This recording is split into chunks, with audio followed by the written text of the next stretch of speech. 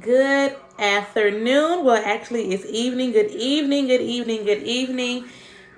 My name is Diana, and today I'm going to be going live on 4 tips to a stress free journey.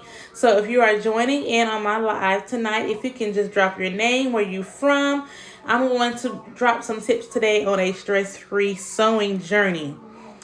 Now, if you're coming on, don't be surprised. I did not announce this live at all. I think I wanted to come on tonight to kind of share some tips on how to have that stress-free sewing journey.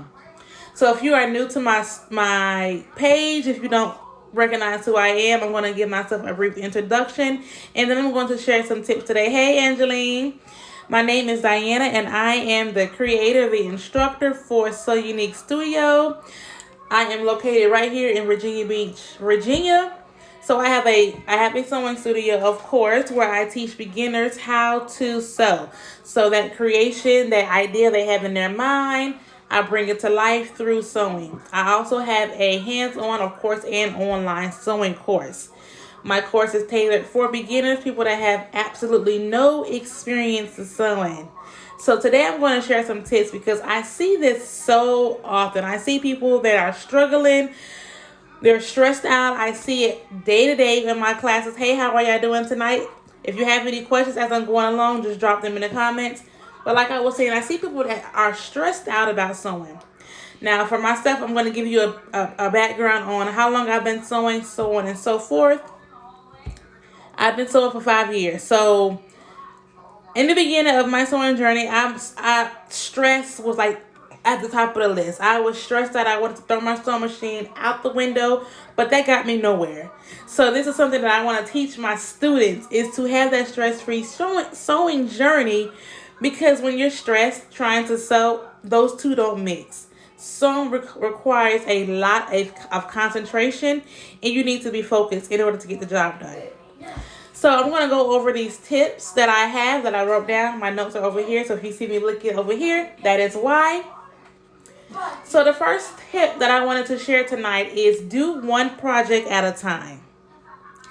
Listen, when you go to Joann's and you see those sales, McCall's, right now I think McCall's is on sale, Butterick, we go into the store and we buying all of these patterns, right? And then we get home and we're like, which one I want to start with. So we start opening up all the patterns, we start cutting them out, and we want to work on all of these different patterns at one time. Listen, work on one project at a time. One project. Don't try to dibble and dabble. You're gonna end up with a whole lot of unfinished projects, and it's going to cause you stress because now you have all of this fabric that's uncut, that's all over the place, and it's going to cause you stress.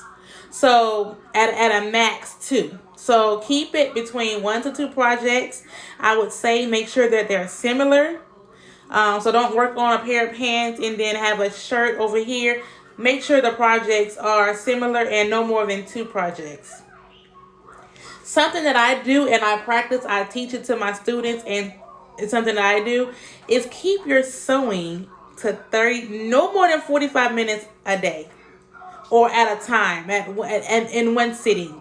Make sure when you are sewing, especially if you are a new beginner, that project is going to take you, depending on what you're making, it's going to take you over an hour or so. Because you got to think about it. You see the memes all the time. They say sewing is 25% sewing and 85% cutting, drafting your patterns, whatever the case may be. The sewing is the easy part. The most time consuming is when you got to cut out your patterns, you got to cut out your fabric, you got to lay everything out. That's going to take you some time to do. So what I would recommend to do is break it up into 30 minutes. Now, even if you're like down to your last, you're like, okay, all I got to do is the sleeve and hem it. Stop at 30 minutes. So what's going to happen is if you continue to sew, you're getting tired because sewing is tiresome. You're going to continue to get tired, and that's when the mistakes are going to happen. So I would recommend keeping your projects down to 30 to 45 minutes. Another thing that I do is I set a timer on my phone. So it'll start ringing at 30 minutes. That's when I'm going to find a stopping point in my projects and then finish it off the next day. Another thing that I want to, another tip that I have is imperfections are natural. People that have the most stress when they're sewing is perfectionists. I can name so many of my students, which I'm not, that are perfectionists, and they get stressed every time I interact with them when it comes to doing a sewing project. Nothing is going to be perfect on your first try. Go ahead before you start your project, accept the fact that there's going to be some errors, and it's totally fine. It's totally fine. Don't beat yourself up about you having errors in your projects because you're learning. So what happens is people, I don't know if it's in your head or whatever the case may be. I've been there. I know the struggle. We go to the store and we see all these cute fabrics. We don't want to start on muslin. And if you don't know what muslin is, it's that practice fabric. It's clear. It's plain white fabric that is used for people to practice on. But guess what? When you started to sew, you don't want to go and buy that muslin. You want to go over there and buy the cheetah prints. You want to buy all these cute and fancy fabrics. And then when you get home, you done messed it up because that was your first time trying that particular project. So start on muslin first. Work out those mistakes. Get the kinks out. And then go and buy your fabric because you've already done this particular project. You know what mistakes you made, not to make them again. So start on muslin and also realize that mistakes are going to happen. It's okay. The more you practice, the better you will get. Moving along with keeping your supplies organized. Listen, keeping your supplies organized. Ooh, this happened to me yesterday. I'm sitting in my house and I'm doing a video for one of my classes. If you saw the dress that I posted on my page, this is the project I was finishing yesterday. And my supplies was not organized. They were all over the place. But I felt like they were. Next thing you know, I'm sewing. I'm getting to my 30-minute mark. And even for someone that's been sewing for 5 years, I still stop because I get tired and mistakes happen. So I'm getting to that end and I made a mistake. Guess what I can't find? My handy dandy, which I had to go buy one yesterday, was my seam ripper.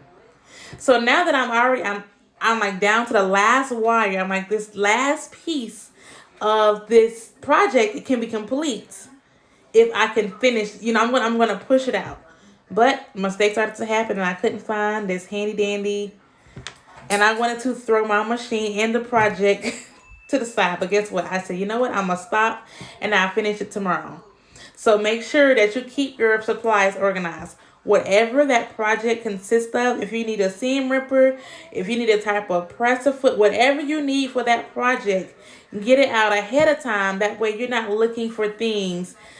Yes, I hate when that happens. You're not looking for things when that time comes. You already know ahead of time what you need, your thread. Make sure you have all of those things ahead of time. You always have time to sew, so make that time. Make sure you have that time to sew. So today, I said, you know what? I'm not going to do any projects. I'm not going to sew. I'm going to take my kids out. So I came home today. I'm like, I've already put it in my head that I don't have time to sew today. All right, because I've used all my time yesterday to sew. So again, it's going back to if you're tired, you don't need to sew. So I'm like, okay, I'm tired, but I'm going to begin. Guess what happened? My machine started clicking. I'm like, I don't know what's going on. My needle probably was bent. I just put it to the side. So make sure when you start your sewing project, you're energized. You have your whatever music, relaxing music to get you through. Sewing is supposed to be fun and therapeutic, not stressful. All right? I don't know what number I'm on, but I still got some notes. So let's see. Love yourself first. Which Self-care. So don't get caught up in this was a tip for myself. Because I told myself, I'm not going to sew today. I'm going to take my kids out. I am going to relax. I tend to sit at home, and next thing you know, I've took all this time and I'm sewing over and over and over again for several hours a day. And I'm not giving myself time to that self-care, shall I say. So make sure that you take care of yourself before you come into the sewing machine. Because like I said, even though it's therapeutic, you still need that outside time to yourself. Enjoy your hobby. Do not make it a self-punishment. So if you don't feel like sewing, don't sew. Don't force yourself to the sewing machine because you want to finish this project. If you don't feel like sewing, you wait till you have that time. You wait till you are in that mindset to sew. Don't make it a self-punishment. And that is all the tips that I have on making having that stress-free sewing journey. So again, enjoy the process. Don't try to rush the process. I know when we all get our sewing machines, we want to go and we want to make outfits. That's the first thing we want to do. I always harp on it when you see my reels, when you see my IGTVs, all the content that I provide. The most thing that I always harp on is learning your machine. I cannot stress that enough. Learning your machine, not just threading your machine. What is all these components of my machine? What does this button do? What does that button do? Am I turning my handle the right way? Is my needle correct? Am I using the right needle? Not threading is half the battle. It's not even half the battle. So you want to make sure you learn your machine, know what type of needle, what type of thread. All of those things play a part. Once you get that, then you can start on sewing projects. But make sure just take your time, enjoy the process, and not try to rush things. Now that I have ran my mouth enough, I'm going to open up the floor for any questions. I'm going to go through to make sure that no one asks any questions. And if not, I'm going to give y'all about 2 minutes. And then I am going to end the live.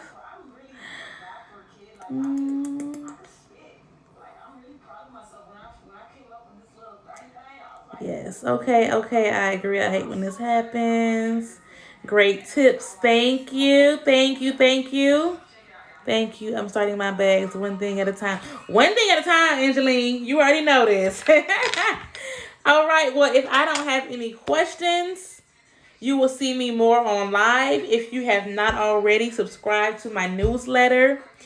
Also, I will be doing a free Learn to Sew Masterclass where I'm going to go in depth on some sewing tips. It's going to be something like this live, but we're going to be on Zoom. I get to see you. You get to see me. It's going to be more personable. I'm going to give you some great deals at the end. So if you are not a part of my Learn to Sew Masterclass that is happening October the 9th at 8 p.m. Eastern Standard Time, the link is in my bio to join. It is absolutely free. I am dropping the tea. When I say I'm dropping the tea, things that I wish somebody would have told me when I started, things that I've learned the hard way. I don't want y'all to go through that. So I'm going to be dropping the tea for free on October the 9th. So make sure you tune in, subscribe to my newsletter so you can get all the tips, the content that I will be putting out. And I will see y'all on my next live. Have a nice night.